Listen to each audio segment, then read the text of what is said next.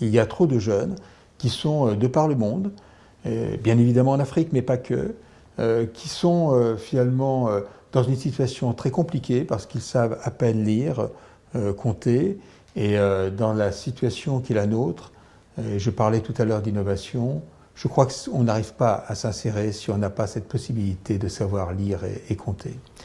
Donc, j'ai souhaité vraiment mettre un accent particulier sur celui de la formation et la formation des jeunes.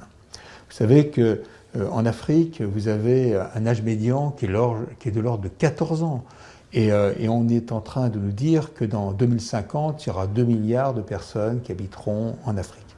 Donc à partir de ce moment-là, il faut vraiment, de façon forte, que nous puissions trouver une situation pour arriver à former ces jeunes. D'ailleurs, qui seront une force pour justement les pays dans lesquels ils habitent. Et vous savez que Madame Édith Cresson, qui était l'ancienne Premier ministre, qui a été jusqu'à il y a peu de temps la seule Première ministre française, a créé l'école de la deuxième chance il y a de ceci bien longtemps. Et Madame Édith Cresson est également présidente d'honneur du groupement du patronat francophone. Et ça, c'est important de le dire. Et nous avons vu avec elle cette idée de formation qu'elle souhaite absolument porter, notamment en Afrique, à travers les écoles de la deuxième chance.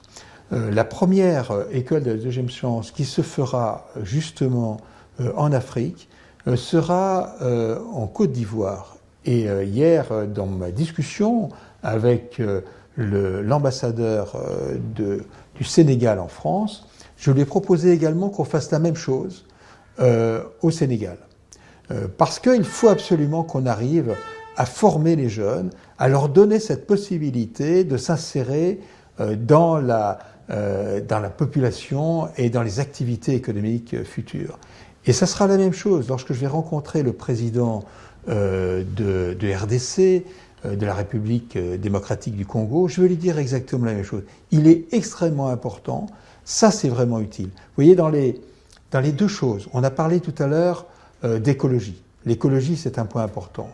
La formation des jeunes, c'est notre avenir. Il faut absolument qu'on considère ça avec beaucoup, beaucoup d'importance. Et le groupement du patronat francophone, dans ce sens-là, a vraiment envie d'y prendre vraiment sa part. La raison, elle est simple.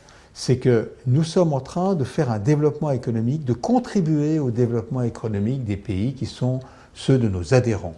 Eh bien, à partir du moment où on contribue à faire ce chose-là, je souhaiterais également qu'on arrive à industrialiser également les pays africains. Industrialiser veut dire aussi d'avoir des compétences. Et les compétences, elles ne peuvent venir que s'il y a de la formation. C'est la raison pour laquelle j'insiste vraiment beaucoup sur la formation des jeunes. C'est notre